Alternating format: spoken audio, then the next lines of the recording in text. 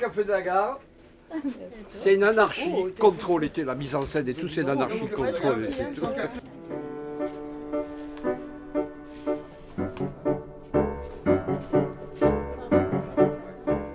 Cyrano, c'est très poétique. En plus, il y a quand même 5 tableaux, donc il y a des noirs entre le 2, le 3, le 4. Donc on mettait Irène Papas en disque, là ce sera en direct. Les choristes se lèvent, chantent face au public. Les voix de résonance, c'est un chœur de presque 80 choristes mixtes, hein, donc voix d'hommes, voix de femmes. Pour nous, c'est une excellente occasion de pouvoir participer à ce beau projet Cyrano de Bergerac, puisque c'est une nouveauté. Hein, les chœurs ne participent généralement pas à des pièces de théâtre, ce qui est fort dommage. Hein, donc on va intervenir à certains moments de la pièce, en ouverture, en clôture, pendant que les décors changent. Je trouve que c'est bien de mélanger tout ça. Il y a pas, ça donne un air sacré aussi. Et s'il n'y a pas de sacré, il n'y a pas d'art. L'art a besoin de sacré. Là, sacré, c'est le cas de le dire, sacré, une ambiance que j'aime beaucoup parce que c'est très très prenant, c'est très très beau. Voilà. Les acteurs, il y en a, on est 10, mais on fait 18 rôles. Enfin, à part Cyrano, Roxane et Christian, les autres ont beaucoup Moi, je fais 3 rôles, par exemple, différents. Et Cyrano est remarquable. Jean-Claude Leroux dans Cyrano, ça vaut le coup de venir parce qu'il est fabuleux. Voilà.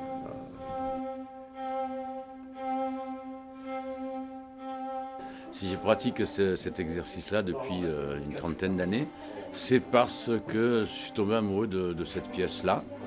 Et que c'est un petit peu mon rêve d'enfant de jouer Cyrano de Bergerac. Et Edmond Rostand, il a écrit ça pour un grand de la scène de l'époque, hein, Coquelin, qui a un énorme ego, qui voulait bien se montrer. Donc forcément, le rôle est un petit peu à une ampleur un petit peu gigantesque. Mais c'est pas le personnage qui est essentiel, c'est toute la pièce en fait. Tout le monde dit que la pièce tourne autour de Cyrano. Non, Cyrano tient la scène évidemment parce qu'il est avec toute sa verve, mais la pièce essentielle, oui, le rôle essentiel, c'est Roxane, parce que tout tourne autour d'elle, quoi. C'est l'astre de Cyrano.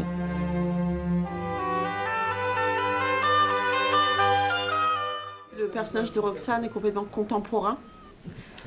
Et voilà, donc elle essaie de maîtriser son destin. C'était une époque où les femmes n'avaient pas forcément droit à la parole, donc elle essaye en biaisant, en manipulant, on peut le dire, elle essaie d'arriver à ses fins, c'est-à-dire d'épouser l'homme qu'elle croit aimer. Donc beaucoup d'excitation et puis évidemment de la peur. Et c'est vrai que moi, en tant que comédienne actuellement, je rêverais de recevoir des lettres enflammées. Je rejoins assez ma chère et tendre Roxane. C'est vrai que c'est un rôle beaucoup plus moderne que ce qu'on peut imaginer au départ. Et moins bête que ce qu'on en imagine aussi. J'aime beaucoup l'évolution psychologique du personnage. Je trouve que c'est un personnage noble qui essaie, qui tente, qui se dépatouille, qui fait des allers-retours au niveau de ses ressentis, aussi de la façon dont il voit un peu ses rapports aux uns et aux autres. Café de la Gare, la doctrine de Romain, c'était tous pour un, chacun pour soi. C'était marqué sur un écriteau dans l'escalier qui descendait sur scène. C'est un peu ça, tu vois. Là, bon, chacun est libre. Bon, comme je disais tout à l'heure, c'est une anarchie contrôlée, mais chacun fait ce qu'il sent. Ben, pas dans la pièce, il y a quand même le texte. Mais sinon, on a laissé libre, chacun interprète au fond de lui, mais c'est vachement bien, parce que chacun a sa personnalité. C'est pas guidé, tourne-toi, va à gauche, va à droite, non. Jean-Mi, il y a Jean-Mi qui fait le... Le Bray, c'est un personnage qui a réellement existé. Hein. C'est celui qui a permis, en fait, de faire connaître le vrai Cyrano de Bergerac. C'est lui qui a repris ses textes après la mort de Cyrano de Bergerac. C'était l'ami de Cyrano de Bergerac. C'est lui qui a repris ces textes et qui a édité ces textes. Et c'est pour ça que l'on connaît maintenant le vrai Cyrano de Bergerac. Le Bray, c'était l'ami de Cyrano et dans la pièce, c'est celui qui essaie de le temporiser, qui essaie de le raisonner, qui voudrait qu'il soit plus calme parce qu'il sait qu'il court à sa perte en étant comme ça, fou, en gênant les gens, enfin en bousculant un peu le monde.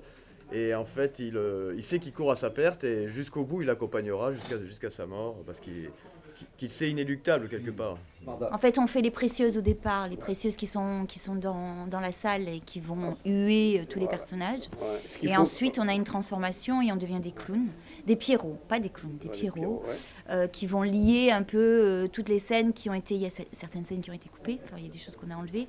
Et donc, Jean-Claude a voulu qu'on imbrique des clowns qui donnent le côté un peu plus informel à la pièce pour relier toute la pièce. Donc moi je suis une précieuse et clown Pierrot, voilà. Donc on a un petit peu le fil conducteur de cette pièce, mais je vous dis pas tout, ça fera la surprise. La petite note poétique de la pièce qui a été... ces rôles ont été réécrits et voilà, vous nous découvrirez le jour J.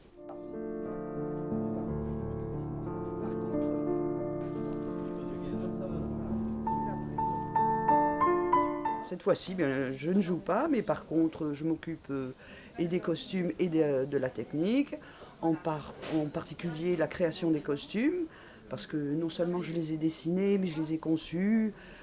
Ça a été donc, y compris les cuissardes, ça a été un long périple. On a axé sur l'intemporalité par rapport au texte de Edmond Rostand.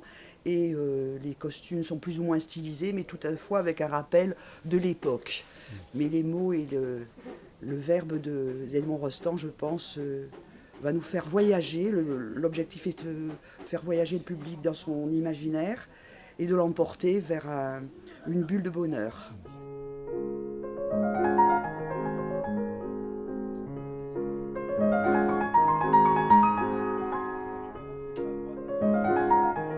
Ouais, ça s'apprend, et surtout quand on n'a jamais fait d'escrime, il faut bien l'apprendre, quoi. On a une chorégraphie, c'est-à-dire on sait le nombre de pas qu'on doit faire, les mouvements qu'on doit faire, voilà, en essayant de faire croire que c'est un vrai combat, mais bon, évidemment, c'est pas un vrai combat, quoi, voilà. Mais là, on est en pleine répète, il faut pas qu'on se trompe, parce que s'il y en a un qui se trompe sur ses mouvements, pour attraper, c'est pas évident, lors d'un combat à l'épée, même si c'est pas un vrai. Et puis voilà, donc pour l'instant ça se passe bien là, puis il nous faut encore quand même quelques répètes pour le combat. Alors j'ai 2 rôles en fait, je joue le rôle de Valvert au début de la pièce et après je joue le rôle de Carbon, voilà, qui commence au milieu de la pièce en fait. Ouais. C'est Martine Biroukov qui est ma prof depuis 4 ans. Et donc voilà, je fais un essai, je suis figurante, je fais une nonne dans Cyrano. La pièce comme dans le théâtre, donc c'est pris. Il y a le public qui participe au départ, qui se passe, qui arrive. Parce que les choristes arrivent du fond, c'est tout allumé, tout le monde parle. Il faut que ce soit le brouhaha complet, que ce soit vraiment le bordel, quoi. Il n'y a pas d'autre mot. Et après, la pièce débutera. Aux 3 coups, paf, ça s'éteint, la pièce commence. Mais au départ, il y a les acteurs de Poquelin dans le public, qui parlent avec les gens, qui parlent tout fort, qui marchent, voilà. Ça, c'est pas du tout, il faut que ce soit vraiment inorganisé total. C'est un copain depuis pas mal d'années déjà, et il nous aide beaucoup dans la confection des décors, et bricoleur à fond. On essaye de faire des décors qui tiennent la route et qui ne s'écroulent pas au moment fatidique, bien sûr. Voilà. Il y a une tour qui fait 3,50 m, il ne faudrait pas qu'elle tombe. On l'a montée, on l'a redémontée, on a fabriqué un plancher au 12e étage, je crois. Là, il faut tout redémonter et puis on remontera sur place. Je l'ai. Enfin, parce que on ne sait plus trop à quoi ça ressemble, nous les femmes de nos jours. Donc voilà, les filles, ça ressemble à ça. Voilà, c'est une lettre d'amour et c'est sincère. Ça, c'est celle de Cyrano.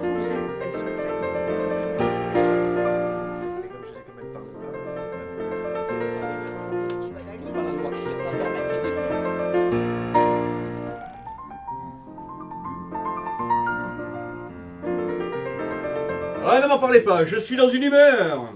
Console-toi, Vicomte. Tiens, voici la lumeur. Oh, du monde. Eh oui, beaucoup. On a tout le bel air. Mesdames de Guéméné. De Bois-Dauphin. Que nous aimâmes. De Chavigny. De qui le cœur va se jouant. Oh, tiens, Monsieur de Corneille est arrivé de Rouen. Ah, attention, nos précieuses prennent place. Barthénoï, Durémédonte, Cassandas Félix-Éric. Vicomte Valvert, viens avec moi sur la scène. Je monte. Silence! Continuez, il va rendre ça. Elle est là! Sortez de scène. Oh! Quelqu'un réclame! Monsieur le tyranno, vraiment nous tyrannise. Malgré ce tyranno, on jouera la chlorise. Monsieur le tyranno, vraiment nous tyrannise. Malgré ce tyranno, on jouera la chlorise. La chlorise!